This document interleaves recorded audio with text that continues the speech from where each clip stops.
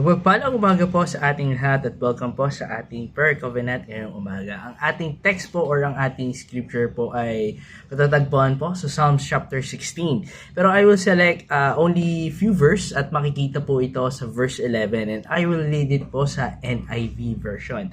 At ito po ang nakasulat.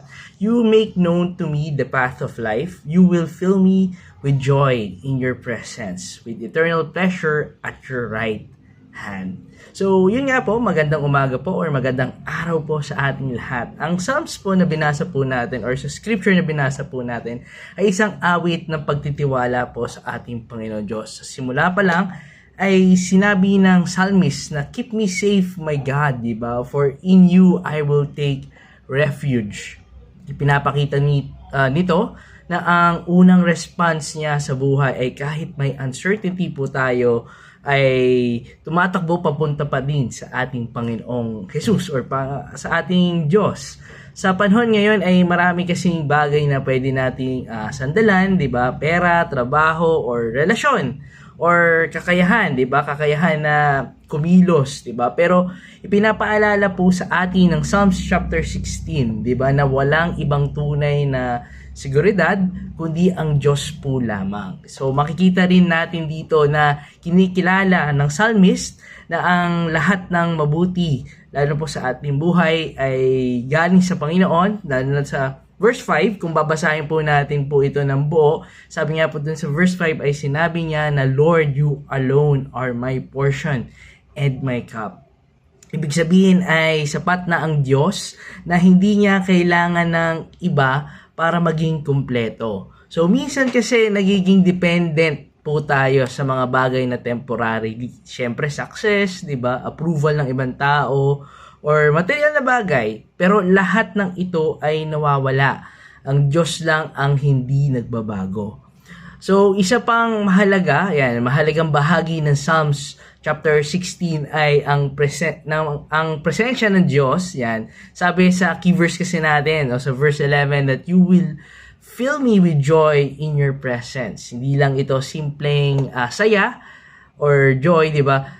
Ito ang joy na hindi kayang kunin ng kahit anong problema. Yan. So kahit may pinagdadaanan po tayo, kapag kasama po natin ang Diyos, ay may kapayapaan pa rin sa ating buhay. May assurance pa rin tayo na may plano siya na hindi niya tayo pababayaan. So, at higit sa lahat, yan, ipinapakita ng Psalms chapter 16 na ang Diyos ay gumagabay po sa atin. Sinabi dito sa ang nagtuturo ng tamang landas sa buhay natin ay maraming desisyon.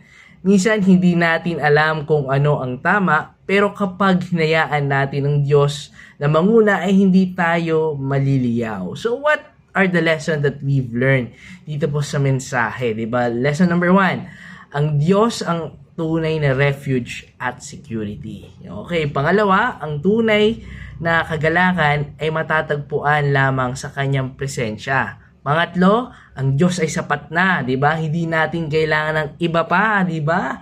Huwag ka na maghanap, si Lord lang, 'di ba? Para maging kompleto ang ating buhay, 'di ba? Kapag ikaw ay naghahanap ng makakapiling, si Lord na lang, 'di ba? Kasi si Lord complete package na. At panghuli naman po ay siya ang gumagabay kasi sa atin or gabay sa ating tamang landas ng ating buhay. So, sa kabuuan po ng Psalms chapter 16 ay paalala po sa atin na ang buhay na nakaangkla sa Diyos ay buhay na may kapayapaan, direksyon at tunay na kagalakan. Kahit ano ang sitwasyon natin ngayon ay may pinagdadaanan man o wala, ay inaanyahan tayo ng Diyos na lumapit sa Kanya at magtiwala.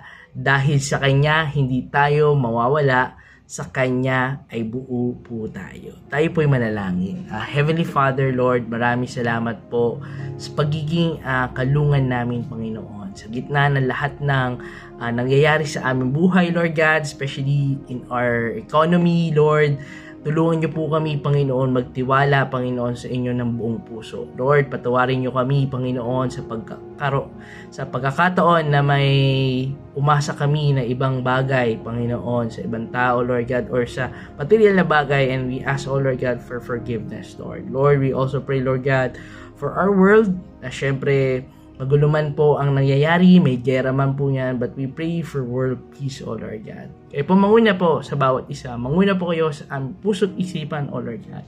In this we pray in the mighty name of Jesus Christ, our Lord and our Savior. Amen at amen. Muli po, magandang umaga po sa atin, and God bless us all.